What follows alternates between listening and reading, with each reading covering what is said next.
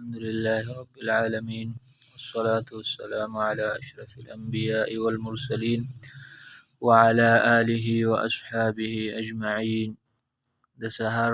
پاسېدو په وخت کې دریم ادب دا دی چې کله مونږه د خوب نه راپاسو نو په دغه وخت کې به طور خاص په مسواک سره د خولې د صفایۍ اهتمام کوو. دا حدیث کې راځي حذیفه رضی الله عنه په روایت سره دا حدیث امام بخاری امام مسلم رحمهم الله دواړو ذکر کړی دی. فرمایي چې کله نبی علیه الصلاۃ والسلام به د شپې د خوب نه راپاسېدو نو خوله مبارکه به په مسواک سره مګله د هغې د صفای اهتمام به یې کاوه. په دغه ټیم کې چونکې زیات تر داسې وي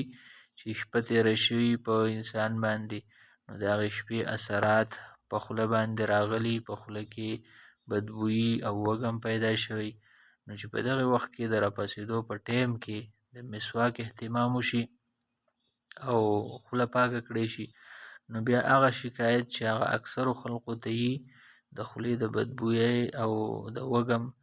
نو هغه شکایت به انشاءالله چې تر ډېر حده پورې کم شي. دغه زیات شکایت خو د خوراک د بې قاعدګۍ د وجې چې زیات خوراک یې هر ټایم معده ډکوي نو دغه شکایت د دغه وجې نه زیات راځي. خو چونکې د شپې د راپاسېدو نه وروستو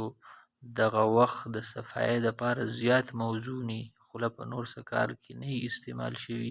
هغې څه نور څه اجزا ورته نوي نه تلي، په دغه ټایم کې هغه کم چې زاړه اجزا د ګندګۍ هغه په خوله کې موجود دي نو هغه رابرسېره شوي، نو چې که هغه سړی په مسواک باندې ومږي نو د هغې سره به د خولې کامله صفایي وشي. چې د دې سنت مونږ اهتمام کوو، د دې ادب اهتمام کوو، د ځان سره مسواک ساتو او په طور خاص په دغه وخت کې چې کله مونږ راپاسو د خوب نه له اودس ته نه یو تلي، د اودس دپاره ځان له مستقل سنت دی مسواک، خو د اودس نه مخکې د خولې د صفایۍ اهتمام کوو. الله دې مونږ له د عمل کولو توفیق راکړي.